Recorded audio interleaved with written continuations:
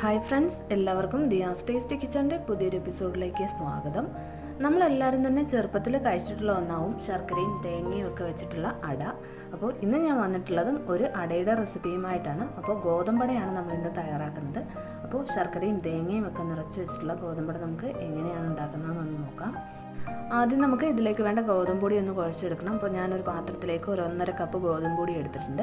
പിന്നെ ഇതിലേക്ക് നമ്മൾ പാകത്തിനുള്ള ഉപ്പ് ചേർത്ത് കൊടുത്തു. പിന്നെ ഞാൻ ഒരു പിടി തേങ്ങ ചിരകിയതും കൂടി ചേർത്തിട്ട് കൈകൊണ്ട് നന്നായിട്ടൊന്ന് മിക്സ് ചെയ്തെടുക്കുന്നുണ്ട്.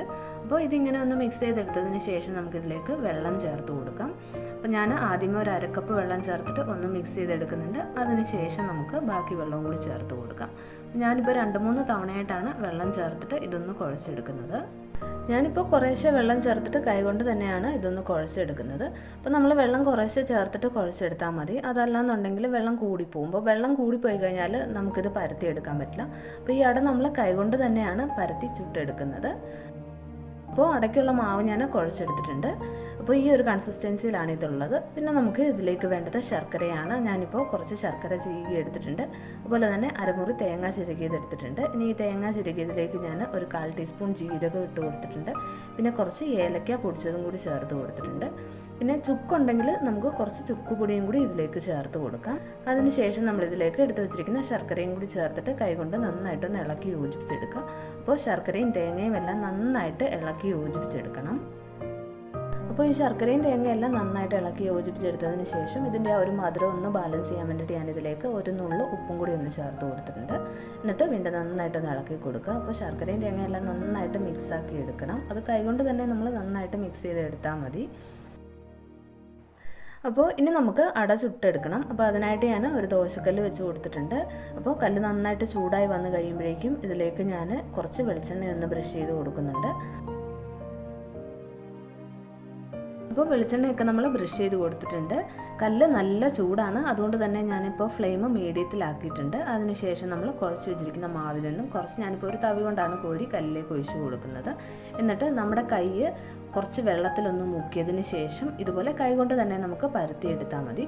അപ്പോൾ നമ്മുടെ കൈ വെള്ളത്തിൽ മുക്കുകയാണെന്നുണ്ടെങ്കിൽ മാവൊന്നും കയ്യിൽ ഒട്ടിപ്പിടിക്കത്തില്ല. നമുക്ക് ഇതുപോലെ ഈസി ആയിട്ട് പരത്തിയെടുക്കാൻ പറ്റും. അപ്പോൾ കൈ ഒന്ന് വെള്ളത്തിൽ മുക്കിയതിന് ശേഷം നമുക്ക് ഇതുപോലെ കൈ കൊണ്ട് തന്നെ ഒന്ന് പരത്തിയെടുക്കാം.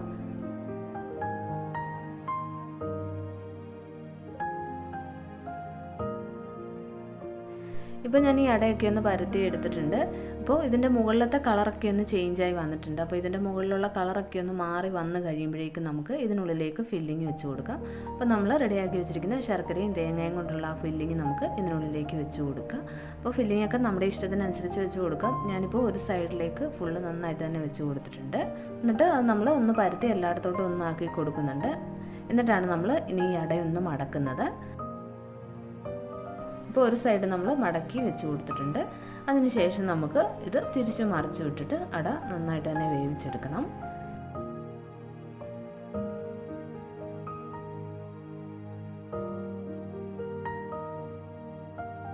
അപ്പോൾ ഇനി ഈ അട നമ്മൾ തിരിച്ച് മറിച്ച് വിട്ട് വേവിച്ചെടുക്കണം. 2 സൈഡ് നന്നായിട്ട് തന്നെ വെന്ത് കിട്ടണം.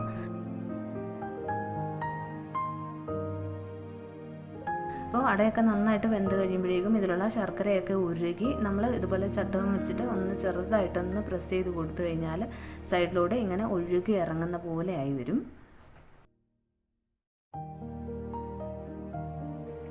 ഇത് നമ്മൾ 1-2 തവണ നന്നായിട്ടൊന്ന് തിരിച്ച് മറിച്ചിട്ട് കൊടുത്താൽ മതി. അടയൊക്കെ നന്നായിട്ട് തന്നെ കുക്കായി കിട്ടും.